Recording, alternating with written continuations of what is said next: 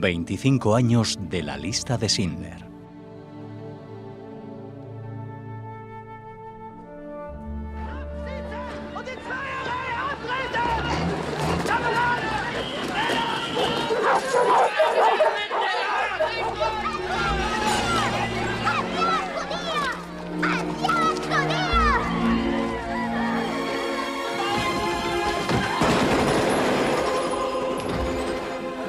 Estamos en Radio Sefarad conmemorando ese 25 aniversario del estreno en España de la lista de Schindler. Lo hacemos en el estudio con Felipe Cabrerizo. Hola, Felipe. Hola, encantado de estar aquí.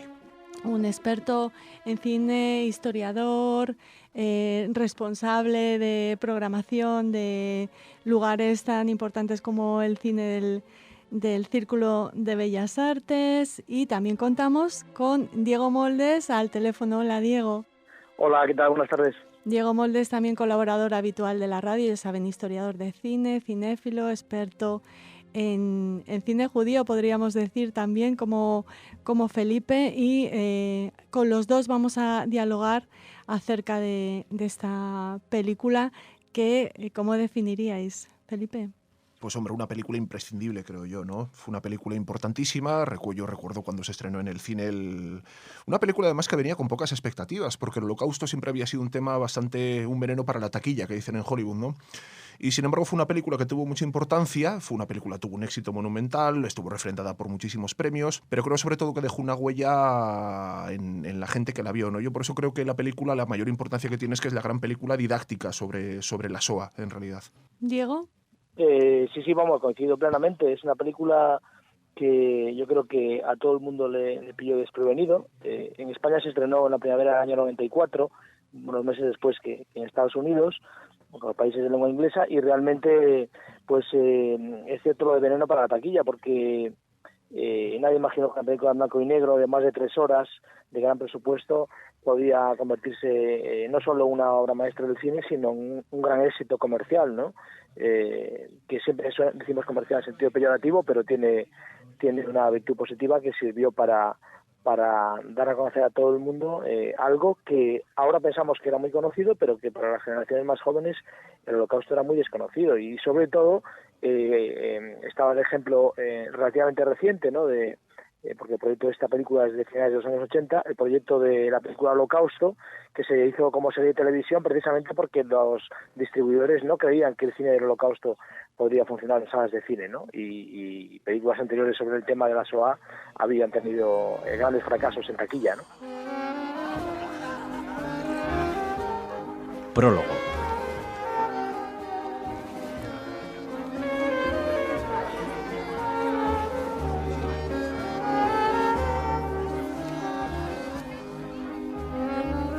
Sí, señor. Lleve una botella a aquella mesa. Sí, señor. ¿De parte de quién les digo? Dígales que invito yo. Hablamos ahora del principio de la película, esos primeros planos en color que de repente se transforma en el blanco y negro que va a dominar la cinta. Sí, el arranque de la película es un arranque curioso que además después, 3 horas y pico después, comprobamos que sirve para abrir un ciclo que se va a cerrar después, ¿no? Es una película en un estricto blanco y negro, un blanco y negro además cuidadísimo, con un elemento estético, con un fotógrafo muy atento a todo ello, cosa que por otra parte después sería muy criticado por un sector de la crítica, ¿no? Pero sí que es verdad que Spielberg tuvo esta idea, él quería rodar la película en blanco y negro, sobre todo porque todo el imaginario colectivo sobre todo lo que fue la Shoah y sobre todo lo que fue la Segunda Guerra Mundial, pues todos lo tenemos gracias a los noticiarios, a los documentales de aquellos años, lo tenemos estampado en la cabeza en blanco y negro, ¿no? Sin embargo, Spielberg decidió, yo creo que con buen tino además, establecer un prólogo y un epílogo a la película, que ese sí que estaba en color, porque ya era en otras etapas históricas, bueno, que le dio el primer elemento simbólico a la película, ¿no? Que luego pues tiene muchísimos elementos más o menos similares. La película arranca con la celebración de un sábado, me parece recordar, y bueno, entra en juego allí el elemento del fuego y las velas, que son las que van a dar, a través de una transformación visual en la película, va a dar paso a la entrada de este gran drama que se va a desarrollar después. Sí, lo has descrito perfectamente, no añadiría ni una coma. el impacto es inmediato en el espectador y es como tú lo has dicho, o sea que poco que añadir a eso. Cinematografía y rodaje. Hablamos ahora de otros aspectos de la cinematografía. ¿Qué os parece como película? Bueno, yo creo que es una película incontestable, la verdad, ¿no? Y de hecho yo creo que la gran prueba de fuego la tuvo en el momento de llegar a la taquilla. Una película, lo decía Diego antes, ¿no? Una película que supera las 3 horas de duración, rodada en blanco y negro. En principio es una película muy complicada, ya no solo de llegar al público, sino incluso de estrenarse en los cines. Por la propia mecánica de las salas de cine, una película que supere la hora 3/4 es siempre complicada de encajar, porque ya te ocupa el espacio de 2 sesiones y como tal el ingreso de la propia sala se reduce a la mitad, ¿no? Como tal, fue una película, yo creo que muy importante, la verdad, muy importante. El propio éxito que alcanzó entre el público hablaba a las claras de que este elemento que había tenido Spielberg de saber manejar el rigor histórico, incluso elementos de documental, con elementos melodramáticos, con elementos mucho más narrativos, funcionó perfectamente. Fue una película aparte que curiosamente gustó a todas las edades, que no es una cosa muy habitual, ¿no? Yo creo que fue una película, bueno, pues que funcionó de manera muy lineal, gustó a gente de diferentes extractos sociales, de diferentes generaciones, y bueno, pues este éxito inmenso de taquilla que tuvo en su momento en el cine y este éxito que tuvo después en sus pases televisivos, en ediciones en DVD, en Blu-ray y demás, pues sí demuestran que realmente fue una película que se imprimió en el inconsciente colectivo de todos nosotros. Sí, bueno, y aparte es una película totalmente atemporal, ¿no? Toca un tema durísimo, el mayor genocidio de la historia de la humanidad, pero yo hago siempre hincapié en que el cine americano todavía tiene o tenía hasta hace poco una virtud que es el aspecto emocional, ¿no? Es decir, es una novela de un escritor australiano que fue un bestseller en los países, digamos, de la Commonwealth, ¿no? Que es Thomas Keneally, y este proyecto le llega a Steven Spielberg, ¿no? Y él tiene la inteligencia de intentar hacer una gran película, y su mentalidad es la de los antiguos productores del cine clásico de Hollywood, no es la del director estrella, la del director autor, ¿no? Que es el concepto que en Europa tenemos más por decirlo de una manera, más interiorizado.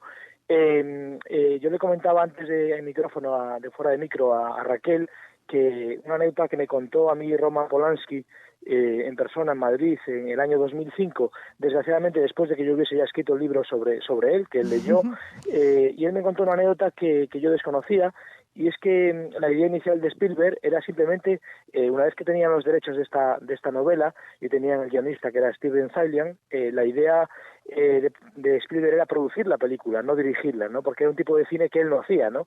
Ahora vemos a Spielberg como un director total, pero hasta este proyecto que empieza a gestarse en el año 88, 89 y se rueda en el 92, se estrena en el 93, pues hasta esa época el cine Spielberg en los años 70 y 80, como sabéis, era de cine comercial, era E.T., era Tiburón, era ese tipo de cine, ¿no? Y entonces su idea era producir la película, como ha hecho con cientos de películas en DreamWorks, ¿no?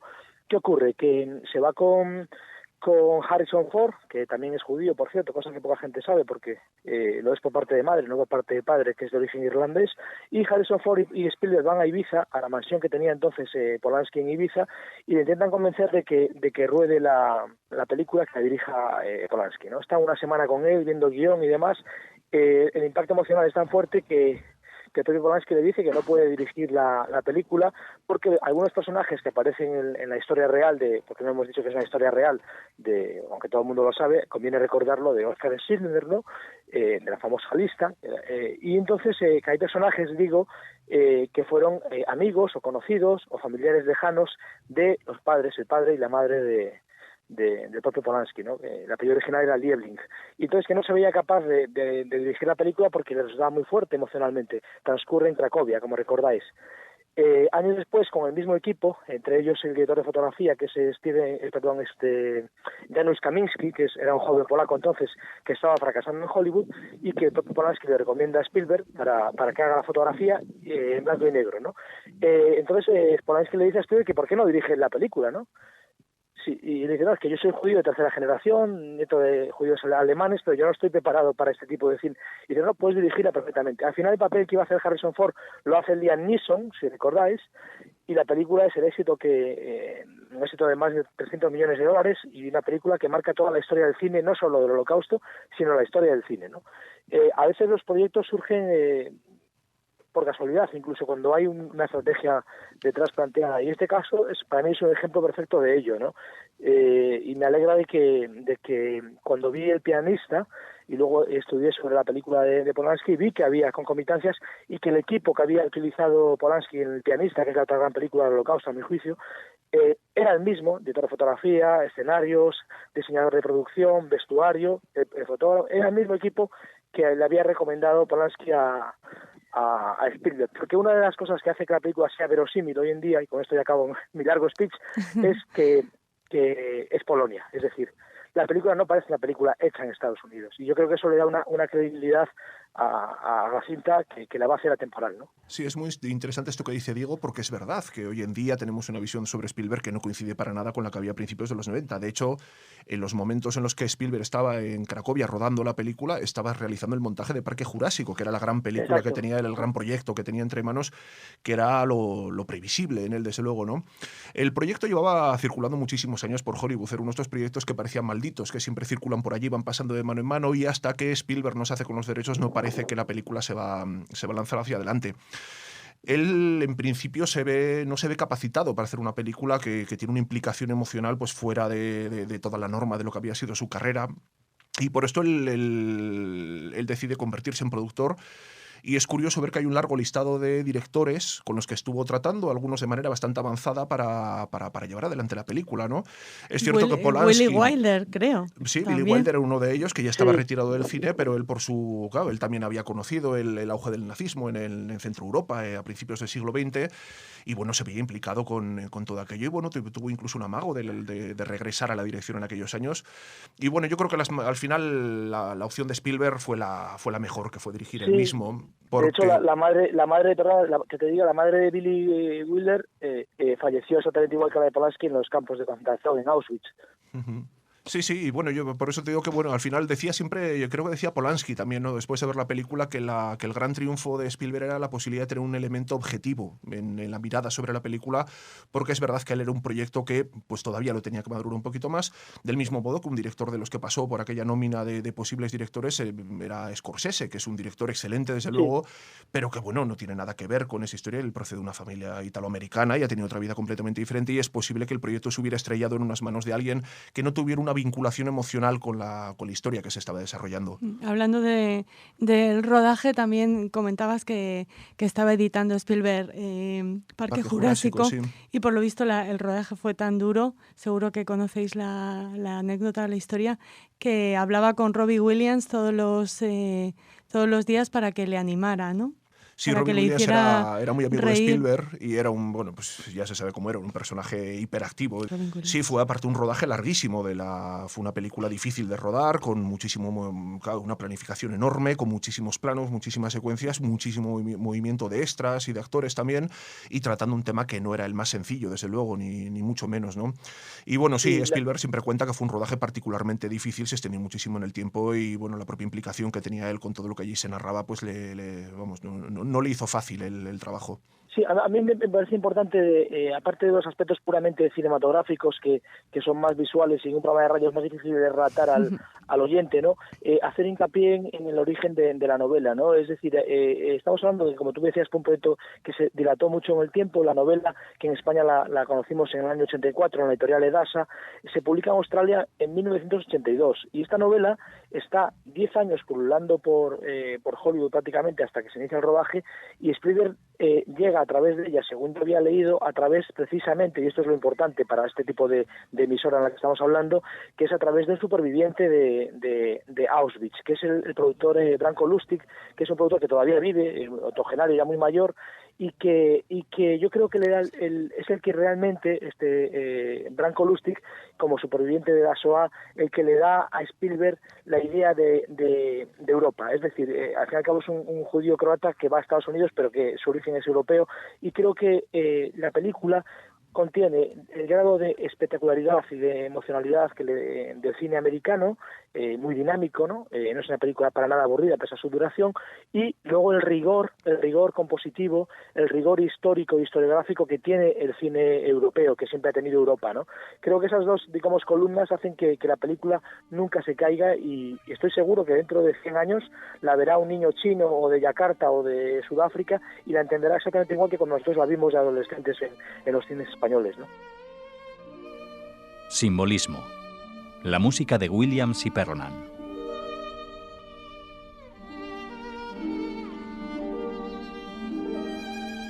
Hablamos ahora del simbolismo de la película, de la niña del abrigo rojo, de la música. Cuéntanos, Diego, ¿qué tienes que decir sobre esto? Bueno, fíjate, a mí el tema del abrigo rojo y estas cosas que a la gente llamaron mucho la atención, a la gente no cinéfila, no me resultan especialmente importantes, ¿no? Sé que evidentemente se habló mucho de ello, recordáis que Coppola en la película Rumble Fish, que aquí se llama La ley de la calle, ya lo había hecho, se ha hecho en cine experimental, yo que sé, en el cine francés de los años 20 y 30, se ha hecho muchas veces eso de mezclar el color en blanco y negro, y no vamos a recordar aquí una de las películas que ahora cumple, por cierto, 80 años, que es El Mago de Oz, ¿no? En donde empieza en blanco y negro y de repente recordáis el personaje de la niña protagonista, Judy Garland, y de repente se vuelve todo color, ¿no? Es decir, que esa mezcla de color blanco y negro no lo veo especialmente importante. El simbolismo tiene que ver para mí más con las formas cinematográficas, el uso de los objetos, el encuadre, la escenografía, la puesta en escena, y tú lo has mencionado, Raquel, la música de John Williams. Es que, bueno, John Williams, no sé, junto con Jerry Goldsmith y algún otro que me estoy dejando, Morricone y demás, puede ser de los 3 o 4 compositores más importantes que ha habido en la música de cine en el último medio siglo, ¿no? Entonces es difícil que haga un trabajo malo. Y aquí es que encaja, pero vamos, es que ya la vuelves a ver y el corazón se te encoge en cuanto entran los violines, etcétera, ¿no? Sí, es una de las músicas de la SOA, la banda sonora sí, por supuesto, de la lista, ¿no? Sí, una banda sonora además que, según decía John Williams, tampoco le había resultado fácil a él hacerla. Era un proyecto desde luego inmenso, porque una película de 3 horas y media requiere muchísima música. Él también entendió la película como la entendía Spielberg, también tuvo esta dificultad emocional a la hora de afrontarla, y bueno, llegó un momento en el que él incluso parece ser que tuvo un pequeño, no sé si ataque de pánico o por lo menos bloqueo a la hora de trabajar, ¿no? Que fue cuando empiezan a buscar unas alternativas para hacer una música un poquito más variada, y es cuando aparece la figura del violinista de Isaac Perlman, un personaje claro, pues muy desconocido por el gran público, pero que sí era un gran músico judío que entendió también perfectamente el proyecto, y bueno, desde luego su participación, que se funde perfectamente aparte con la música de John Williams, aunque lleven dos líneas en ocasiones que disienten, ¿no? Pero sí que es verdad que lograron una fusión y hace que la banda sonora sea uno de estos elementos absolutamente memorables de esta película, muy memorable por otra parte.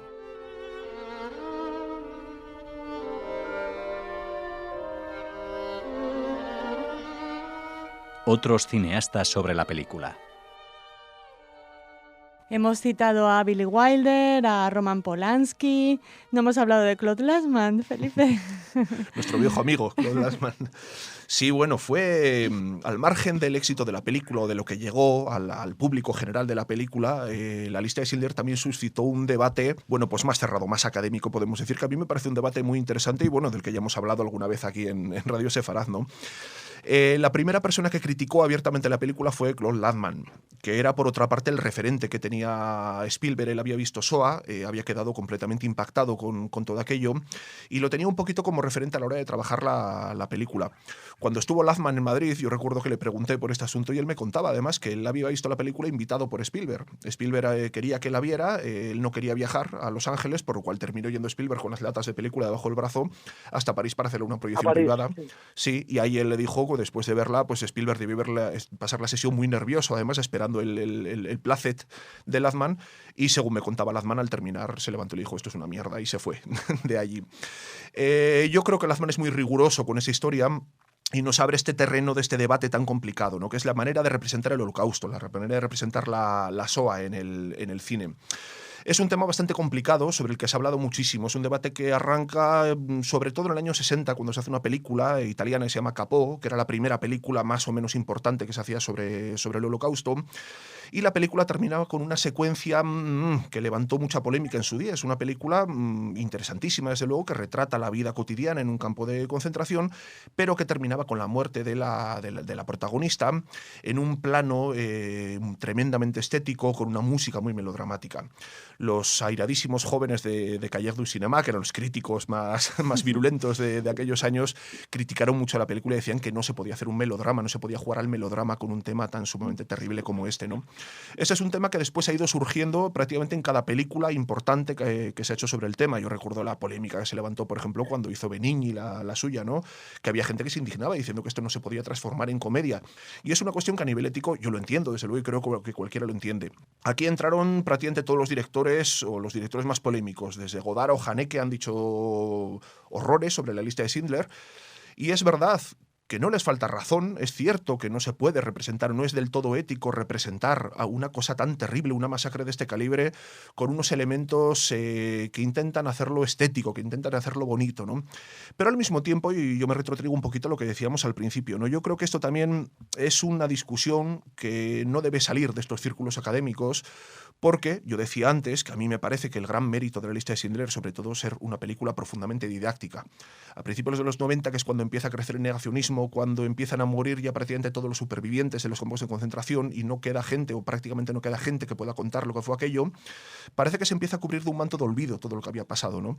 Y una película como la lista de Schindler yo creo que vuelve a poner en el debate y sobre todo en el recuerdo de las generaciones jóvenes todo aquello que al final yo creo que la labor que tenemos todos es conseguir que esto no se olvide bajo ningún concepto, ¿no?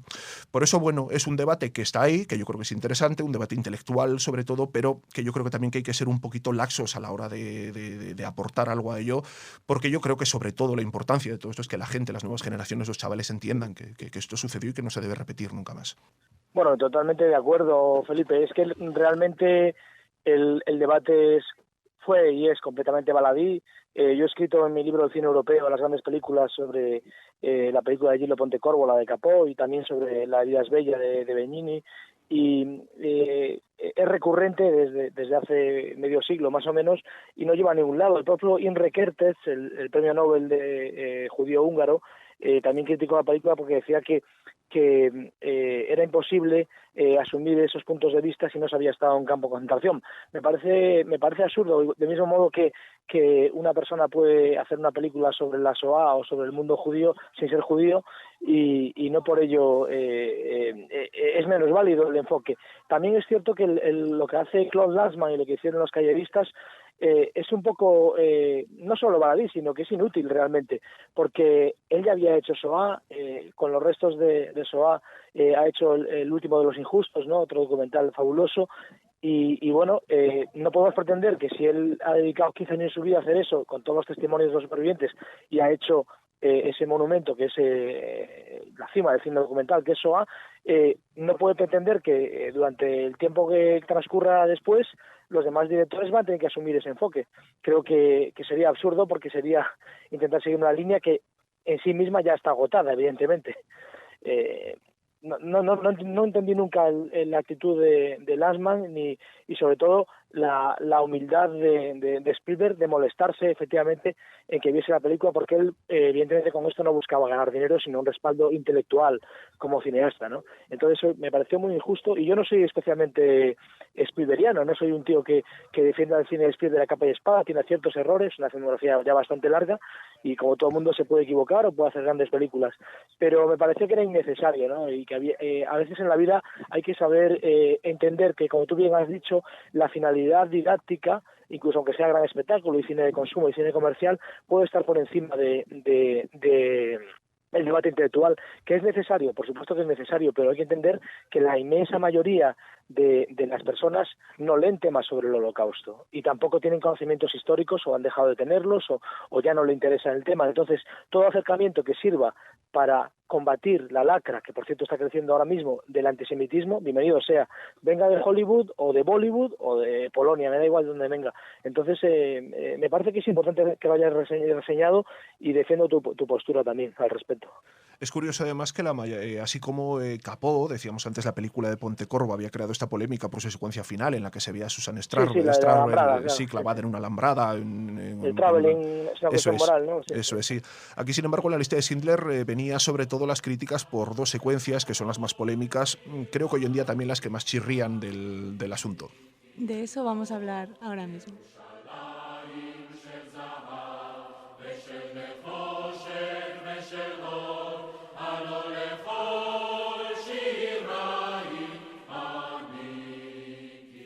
Final y epílogo. Quien salva una vida, salva al mundo entero. Nos referimos al final, no al epílogo, sino al final.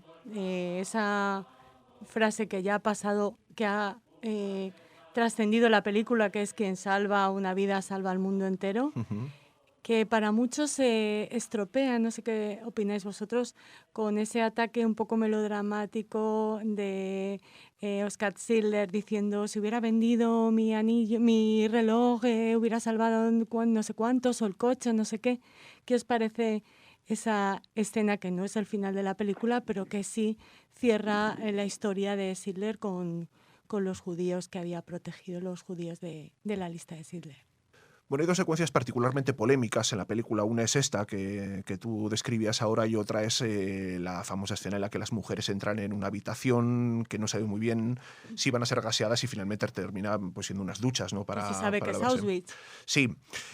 Fueron las dos escenas más polémicas. Yo creo que son el momento menos conseguido de la película. Es verdad que aquí hay un exceso melodramático muy propio de Spielberg, por otra parte, que es un gran director, pero que tiene también esta formación de este cine clásico americano, bueno, pues que siempre tiende hacia un melodrama, en ocasiones un poquito de brocha gorda, podemos decir, ¿no?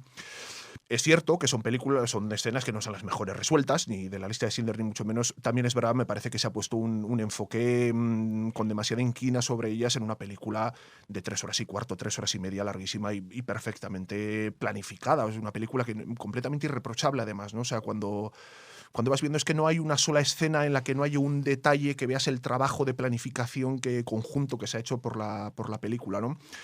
Bien, es verdad que es un final que Spielberg lo hace pues directamente para sacar los pañuelos entre la audiencia, y fue lo que provocó tantísima crítica. Bueno, creo que tampoco hay que darle mayor importancia porque aparte tampoco es el cierre de la cinta. El cierre de la cinta viene después con un epílogo muy emocionante además y muy contenido en su planteamiento también. Háblanos, por favor, de ese epílogo, Diego, ¿qué te parece a ti? Bien, a mí el epílogo en color, que es el que se llama el epílogo sionista, ¿no?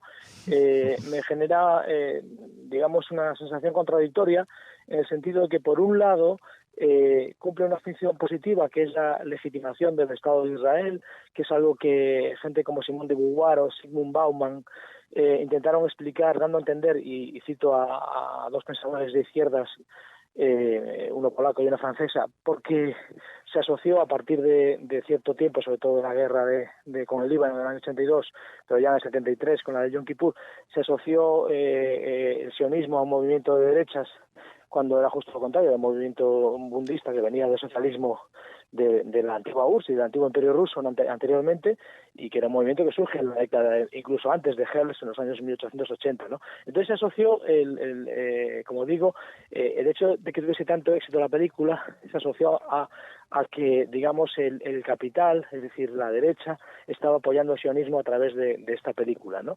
Me parece un error porque lo que no pretende hacer Spielberg es algo que indirectamente los propios críticos de este final han conseguido, que es que se dio a entender que el Estado de Israel y el sionismo surgen a raíz de la Shoah, cosa que no es cierto, porque como sabe cualquier persona que haya estudiado la historia de Palestina y de Israel, el movimiento de migraciones, de aliyás, ¿no?, de judíos europeos a lo que ahora es Israel, surge 3 generaciones o 4 antes, ¿no? A partir de la primera es con los pogromos de 1881, estamos hablando del siglo anterior. Entonces, pretendiendo hacer una crítica, lo que hicieron fue crear un discurso que no contiene la propia película. Eso para mí es un error. Y creo que la película, el mensaje de Spielberg no es ni de derechas, ni de izquierdas, ni de centro, es un mensaje humanista, porque la tragedia de la Shoah es una tragedia humana, que es lo que decía Zygmunt Bauman. Es una tragedia que nos concierne a todos, independientemente de si hubiesen asesinado a gitanos, como ocurrió, a homosexuales, a tullidos, a gente con discapacidades mentales, a homosexuales, a lesbianas, a comunistas. Y es, Diego, es decir, de alguna manera, perdona que te interrumpa, un homenaje a Schindler y a los supervivientes, ¿no?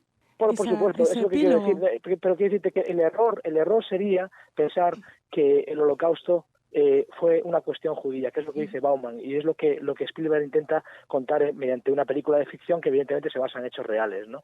Y creo que lo consigue, es decir, esto es una cuestión humanista, y el éxito global de la película refuerza el sentido humanista del mensaje, es decir, nunca se puede estar contra la vida, y eso es el mensaje que cala al final. Por eso la película es tan emocionante, y por eso mismo, ahora mismo, 25 años después, estamos hablando de ella, y se han hecho otras 60, 70, 80 películas sobre el Holocausto que han caído en el olvido, ¿no? Entonces creo que es importante destacar esto. Y además, Spielberg, que no da puntada sin hilo, pone a los actores con los personajes reales, con los supervivientes, por si alguien no se había dado cuenta de que era una historia real, ¿no? A mí me parece muy emotivo ese encuentro entre...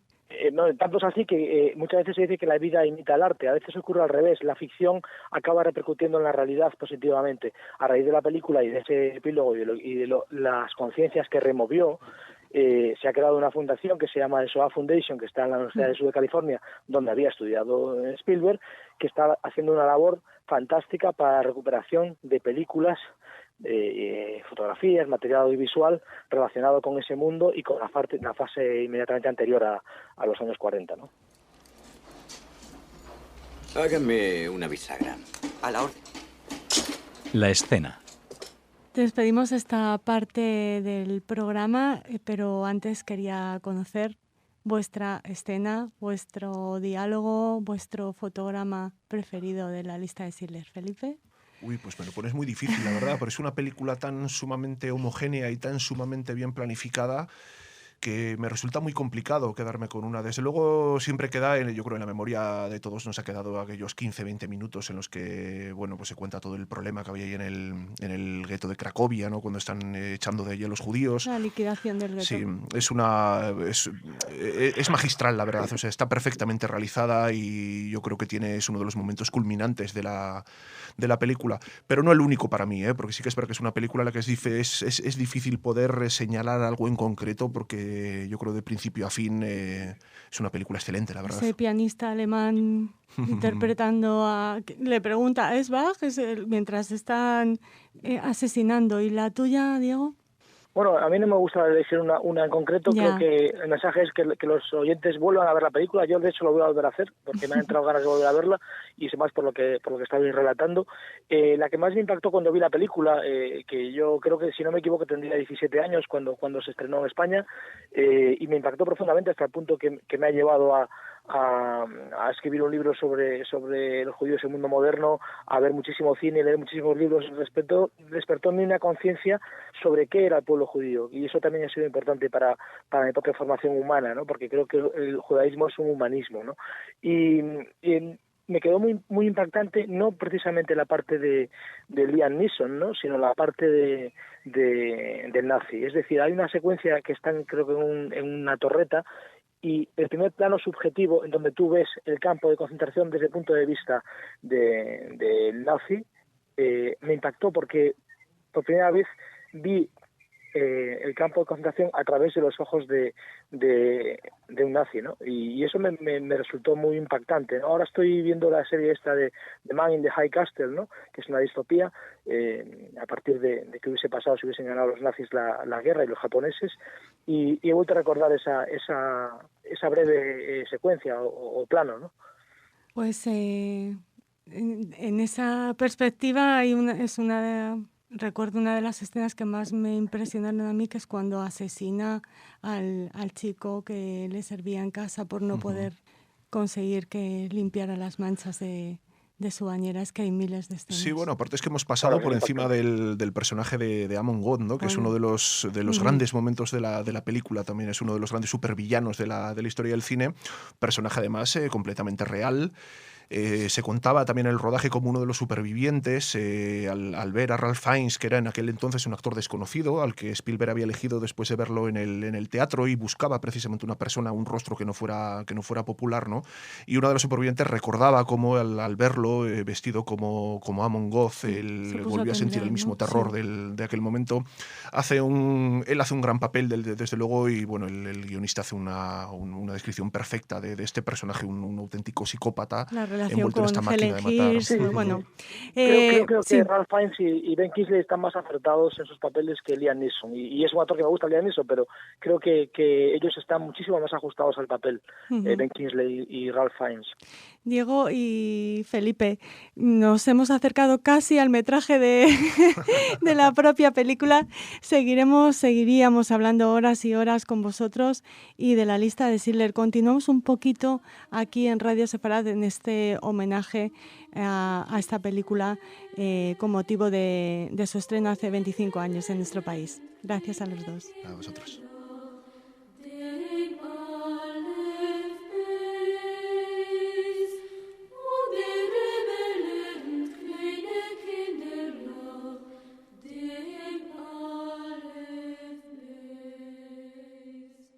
Es un placer volver a ocupar un segundín de vuestro espacio radiofónico para poder celebrar con vosotros y vosotras el reestreno y el aniversario de La lista de Schindler, esta extraordinaria película de Steven Spielberg.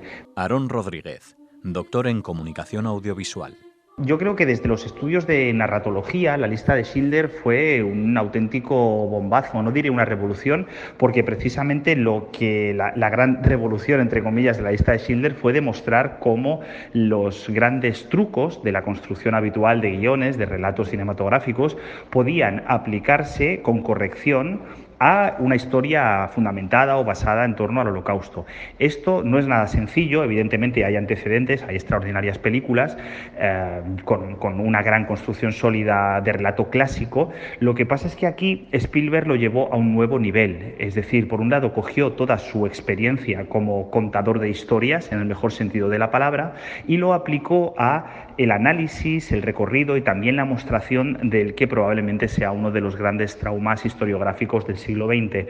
Y no es baladí, porque precisamente el problema mayor de los estudios holocausticos aplicados al cine fue hasta qué punto se podían construir buenas historias o relatos que bebieran de la tradición, por ejemplo, en cuanto a la evolución de personajes. Los personajes de La lista de Schindler son muy clásicos, en el mejor sentido de la palabra. Tienen unos objetivos muy definidos, unas curvas de transformación muy claras. Hay una apuesta clara por el bien y por el mal, hay, digamos, eventos que funcionan en distintas capas y que hacen que la narración evolucione con una gran complejidad. Pues, por ejemplo, se cruzan elementos económicos con elementos sentimentales, con elementos personales, con elementos universales, y todo eso se va como hilando, enhebrando en una especie como de gran estructura que en el fondo responde a los planteamientos del relato, como ya digo, más tradicional y más clásico. Es importante destacar este como uno de los mayores logros de la película, precisamente porque probablemente sea la llave que permitió que entrara en miles de pequeñas autobiografías y en miles de pequeños hogares. El espectador medio, pero también el espectador con cierto interés por la historia de la Segunda Guerra Mundial, no solo tuvo la experiencia de estar viendo una película atrevida y una película sólida y una película muy bien construida, sino que además tuvo la sensación de que en los grandes temas universales, que después de todo es para lo que se crean los relatos, para hablar de los grandes temas universales, se trataron con rigor, pero también con esa palabra tan difícil de manejar en el terreno holocáustico que puede ser entretenimiento o que puede ser, digamos, un mayor acercamiento humano a los personajes y a los traumas que se plantean en la pantalla.